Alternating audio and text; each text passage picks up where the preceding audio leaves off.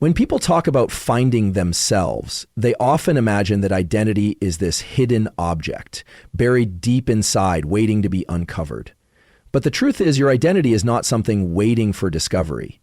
It's something your brain is constantly building, moment by moment, decision by decision, input by input. From a neuroscience perspective, your sense of self is not fixed.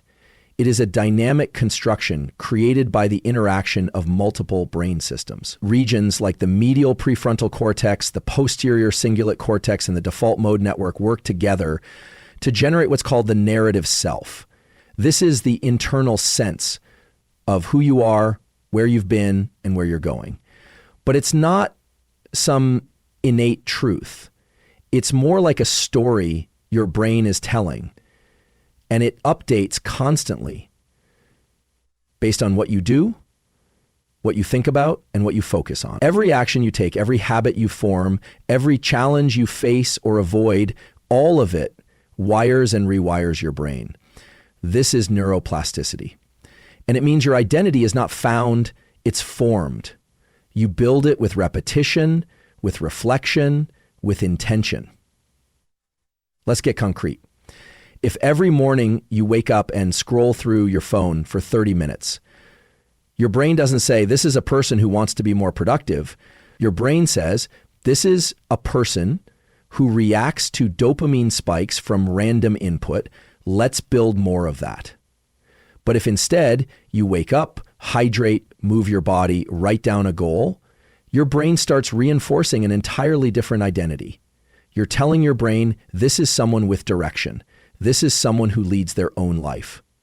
Neurons that fire together, wire together. That's not just a slogan, it's a biological law. The more often a certain pathway in your brain is used, the more dominant it becomes. So if you routinely tell yourself, I'm not good enough, your brain becomes efficient at reinforcing that message.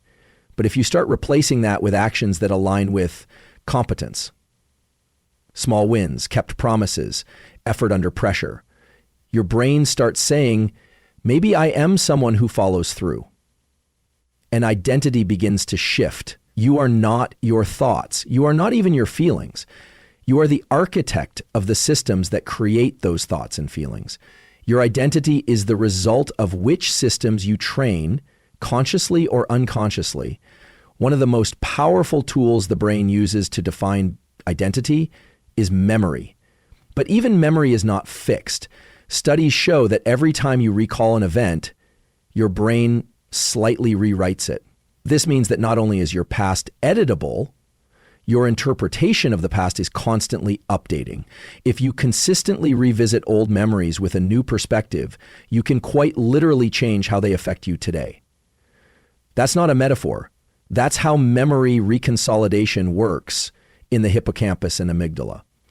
So if you've told yourself a story that you're not disciplined or you're not creative or you can't focus, ask yourself where that story came from. Who wrote that script?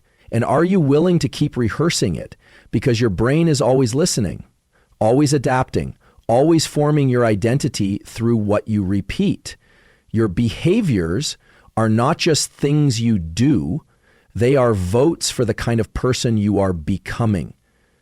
The more you act in alignment with a certain identity, the more evidence your brain collects to reinforce it. Not because it's true, but because it's being trained to see it as true. Even your internal voice, your self-talk, is part of this training loop. The anterior cingulate cortex and insula track conflict between your actions and your beliefs. When your behavior doesn't match your identity, the brain experiences cognitive dissonance. That's uncomfortable, but it's also an opportunity, because when you take new action, especially one that contradicts a limiting belief, your brain starts recalibrating. You're not pretending, you're updating. In other words, you don't discover who you are, you train your brain to believe it through action, consistency, and feedback. Identity isn't about introspection alone. It's not enough to journal, to think deeply, or to analyze your childhood. Those can be useful. But identity crystallizes through effort, through patterns, through decisions made in the real world and tracked by the nervous system as feedback loops. Your identity is not a fixed trait. It is not hard-coded into your DNA or sealed in by your childhood experiences. While genetics and environment influence your starting point, they don't dictate your endpoint. What determines who you become is your brain's ability to change. It's neuroplasticity. Neuroplasticity is the brain's capacity to rewire itself in response to experience. It's not philosophy, it's physiology. Neurons form new connections, prune old ones, strengthen useful circuits, and weaken those that aren't used. And this process happens all the time, especially when you're deeply focused, emotionally engaged, or going through struggle and adaptation. When you learn a new skill, break a habit, develop emotional resilience, or train your attention, you're not just changing what you do, you're changing the structure and function of your brain. That structural change is the blueprint of your evolving identity. Let's break this down. The prefrontal cortex, the area responsible for planning, decision-making, and self-control, is highly plastic. Every time you resist a temptation, delay gratification, or choose discipline over impulse, this region becomes more efficient. And as those circuits strengthen, the brain begins to shift how it perceives you. You're no longer someone who tries to be disciplined. You are someone who is disciplined.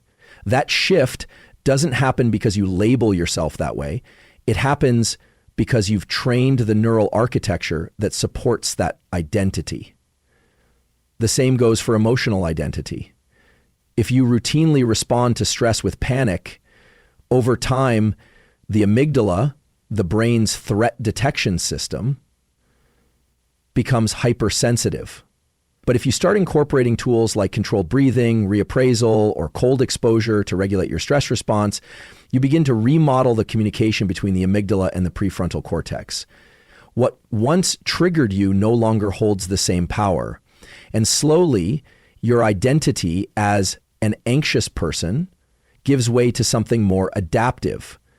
Not because you convinced yourself, but because you trained the system. Here's something most people overlook. Plasticity is competitive. Neural circuits compete for resources. The ones you use win. The ones you neglect weaken. So if you consistently engage in negative self-talk, impulsivity, procrastination, those circuits get stronger. But if you begin to shift your behavior, even slightly, and you repeat that new pattern under focused attention and emotional engagement, your brain begins to reallocate resources. Identity starts to tilt in a new direction. This is why repetition matters. Neuroplasticity is not about doing something once and expecting change. It's about sending the brain consistent signals over time. Just like going to the gym doesn't change your body in a day, changing your mind literally requires persistent effort. But the payoff is that you become someone new, not just in attitude, but in neural circuitry. Dopamine plays a key role in this process. It's not just the molecule of pleasure, it's the molecule of motivation and reinforcement. Every time you take a step toward a goal and your brain releases dopamine, it flags that action as valuable. That signal tells your brain, let's wire this in. Let's make this part of who we are. And that's how identity becomes embedded. There's also a timing factor. The brain is more plastic during certain windows, childhood, adolescence, early adulthood, but plasticity doesn't end. It just becomes gated. In adults, plasticity requires specific conditions: attention, novelty, urgency, and rest. If you create those conditions through challenge, deep focus, and recovery, you unlock the mechanisms that allow your identity to evolve. This is especially powerful when paired with intentional behavior change. If you decide to take on a new identity, let's say becoming more focused, courageous, or compassionate, it's not enough to want it. You have to act it. The act itself, especially under strain or discomfort, sends a signal to the brain that this is something worth wiring in. And if you repeat it, the brain adapts. Even belief systems are plastic. What you believe about yourself, your capabilities, your limitations are supported by neural pathways shaped by your past and reinforced by your present. But beliefs are not immune to change. When you gather counter evidence through action, when you reflect on success, when you reframe failure, you begin to reshape the underlying networks in areas like the default mode network and ventromedial prefrontal cortex that support self-referential thought. Neuroplasticity also explains why identity change feels uncomfortable. You're not just changing your behavior, you're undergoing a kind of neurological construction. The brain is metabolically Visualization is one of the most misunderstood tools in performance psychology and neuroscience. People often think the key to staying motivated is constantly picturing the finish line, the moment of triumph, the reward, the outcome. But when you over-focus on the goal without emphasizing the steps it takes to get there, the brain actually begins to reduce its drive to act. That may seem counterintuitive, but neuroscience reveals why that happens. When you visualize achieving a goal, getting the promotion, winning the competition, completing the project, you generate a temporary dopamine response. That spike feels good. You feel as though you've done something meaningful. But your brain can't always tell the difference between vividly imagining success and actually experiencing it. So if you do this often without coupling it with action or process-oriented focus, the motivation system becomes short-circuited. Dopamine is released without behavior, and over time, the system dulls. You start craving the feeling of success rather than the work that leads to it. Now compare that with process visualization. This is where you don't just see yourself winning, you see yourself training, working, showing up early, staying late, pushing through fatigue, doing the boring stuff. You imagine the discomfort. You visualize the repetition. You see yourself fail and recover. This type of visualization doesn't just engage the reward system. It activates the motor planning networks in the brain, including the premotor cortex, supplementary motor area, and basal ganglia, regions associated with planning, sequencing, and executing actions. In other words, when you visualize the process, you're priming the brain for behavior. You're not just dreaming, you're rehearsing. This matters at the neurochemical level. Repeated visualization of the process, especially when combined with real-world effort, enhances what's known as Hebbian plasticity, the principle that neurons that fire together wire together. The same neural circuits used during actual performance are recruited during vivid, process-oriented imagery. Over time, this leads to greater automaticity. The actions required to achieve the goal begin to feel more natural, more fluid, less effortful. Goal visualization, on its own, creates a dopamine spike followed by a drop. Process visualization, on the other hand, generates a sustained dopaminergic tone, especially when paired with physical engagement or emotional intensity. It gives the brain a reason to stay engaged with effort, not just with fantasy. There's also a crucial hormonal dimension. When people visualize the outcome only, especially under pressure, it can increase anxiety. That's because the brain begins to sense a gap between where you are and where you want to be, and it lacks a plan to close that gap. That uncertainty activates the hypothalamic pituitary adrenal HPA axis, increasing cortisol and reducing cognitive flexibility.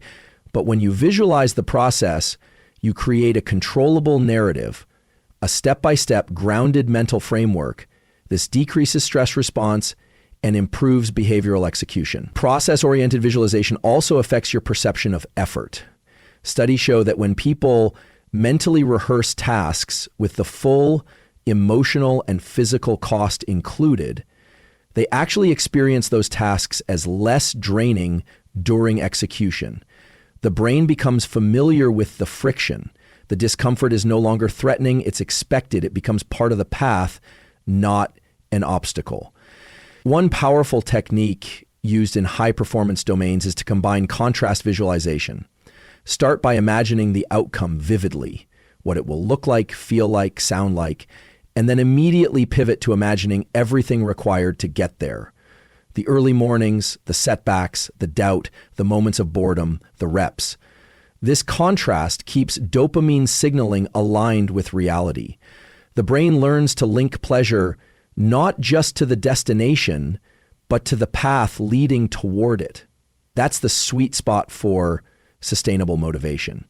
Because the truth is, the brain doesn't thrive when it only receives reward at the end.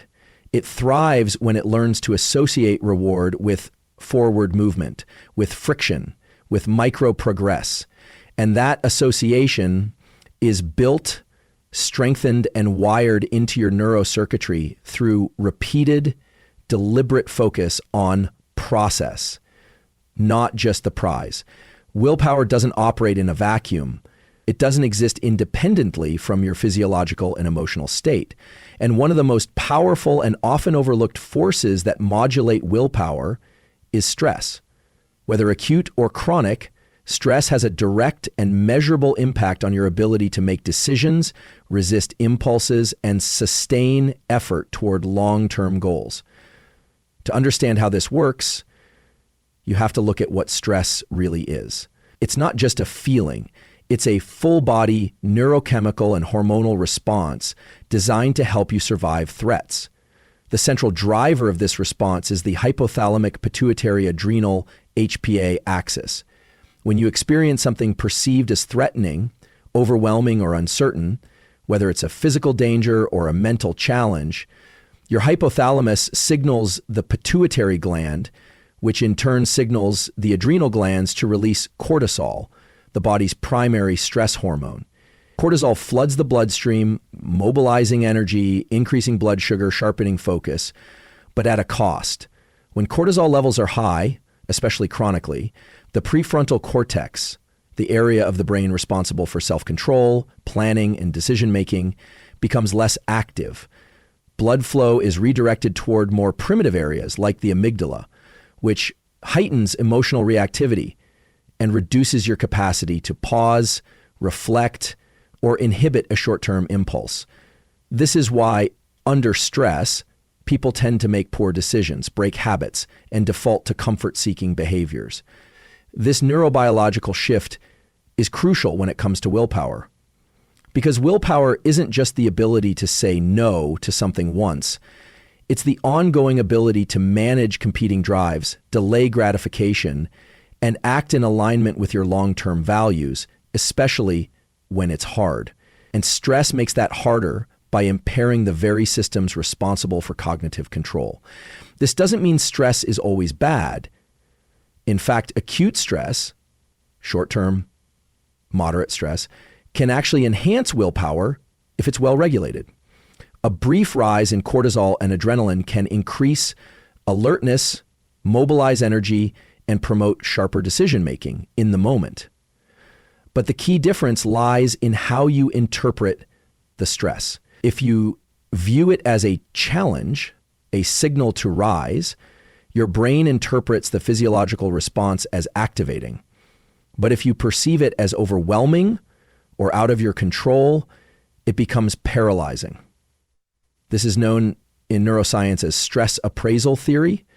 Your mindset about stress directly influences the hormonal cascade it triggers. So when we say stress and willpower are intertwined, we mean that your ability to access and sustain willpower is conditional upon your body's current neurochemical state.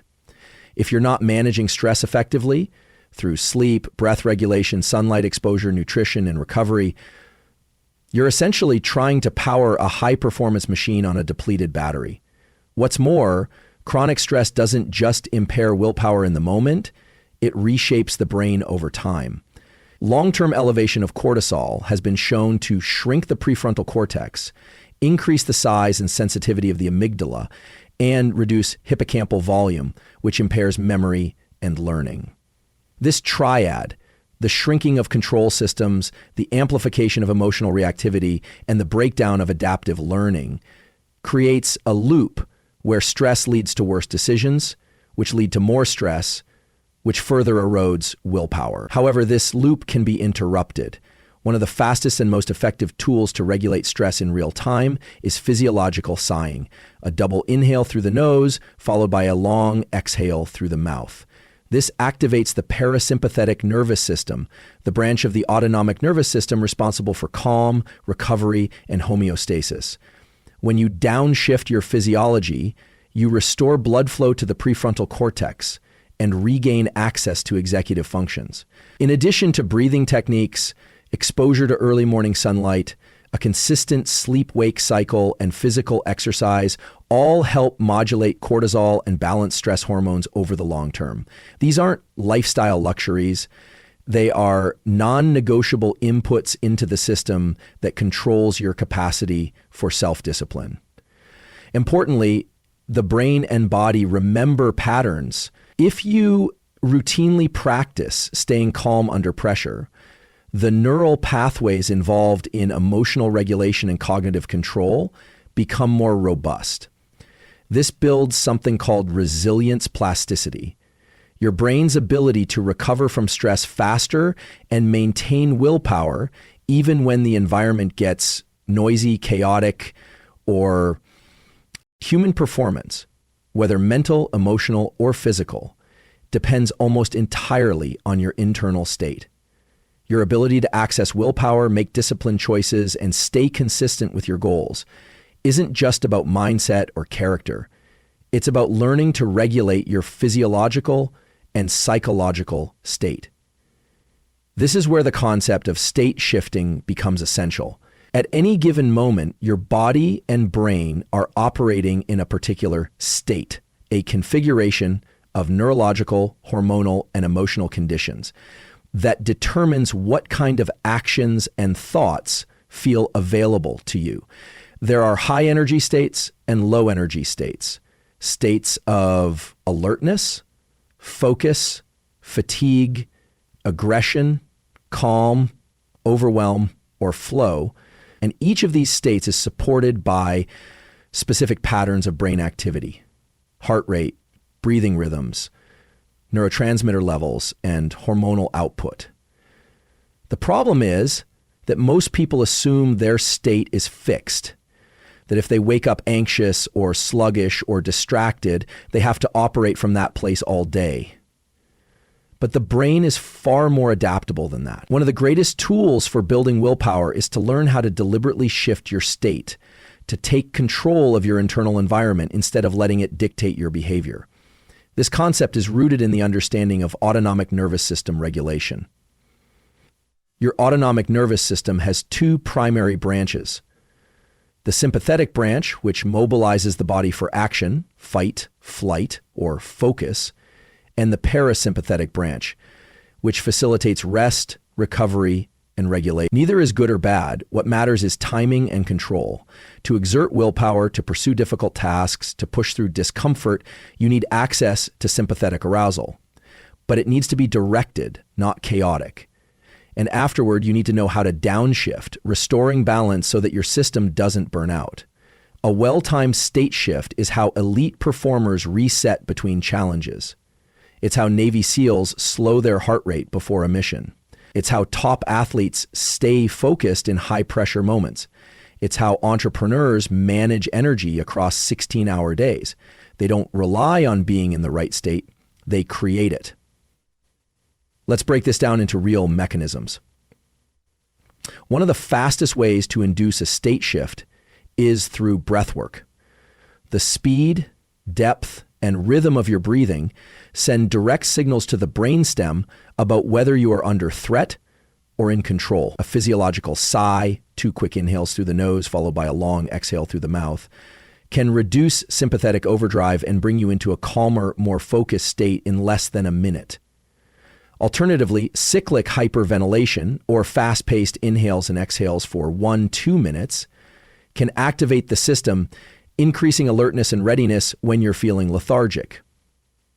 Movement is another powerful lever. When you engage in forward physical motion, like walking or running, even for just a few minutes, you trigger the release of dopamine and norepinephrine. These chemicals enhance motivation and sharpen focus.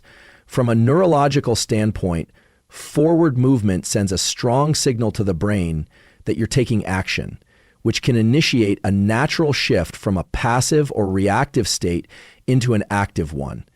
This is especially effective when done outdoors in natural light, which also anchors your circadian rhythm, reinforcing healthy cortisol levels and mental clarity. Your visual system is also deeply tied to your state. When you're stressed, your vision narrows, your pupils dilate, and your field of view constricts. But when you intentionally broaden your gaze, what's known as panoramic vision by looking at the horizon or relaxing your eyes outward, you signal safety to the brain. This reduces amygdala reactivity and restores access to the prefrontal cortex, where willpower and planning live. Another essential element of state shifting is language and inner dialogue. The words you say to yourself trigger specific neural patterns. Saying, "This is too hard," creates a sympathetic dominant pattern of avoidance and threat. Saying, "This is effort, and I'm built for effort," recruits the same motor circuits involved in action, making movement forward more likely. Over time, these patterns of thought and language physically reshape the brain through experience-dependent plasticity. Temperature can also be used to shift states. Cold exposure activates the release of epinephrine and can dramatically increase alertness and motivation for hours after a short session. Heat exposure, such as sauna use, promotes parasympathetic rebound and deep recovery. Knowing when and how to use temperature to alter your state is one of the most underutilized tools in behavioral training. Each of these tools, breath, movement, vision, temperature, and inner dialogue, are levers. When used with intention, they allow you to change your state on demand. You're no longer at the mercy of stress, distraction, or fatigue. You become an active participant in your own nervous system, shaping it through repeated, deliberate actions. And this capacity to shift your state, to override internal resistance and align your biology with your goals, is at the very core of sustainable willpower. Willpower is not just about mental toughness. It's not only about grit or intention. At its core, sustained self-discipline depends on biology. More specifically, on how well your nervous system and hormonal systems are calibrated. And the three most foundational, often overlooked pillars that control this calibration are sleep, nutrition, and light exposure. These three elements act as the base layers for all higher order functions, including motivation, focus, emotional regulation, and self-control. Let's begin with sleep. Sleep is not passive. It's not simply resting or recharging. It is a highly active state during which your brain undergoes critical processes that affect everything from mood to memory to hormonal balance. During sleep, especially slow wave sleep in the early part of the night and REM sleep in the latter part, the brain clears metabolic waste, consolidates learning, regulates the stress axis, and restores dopamine receptor sensitivity.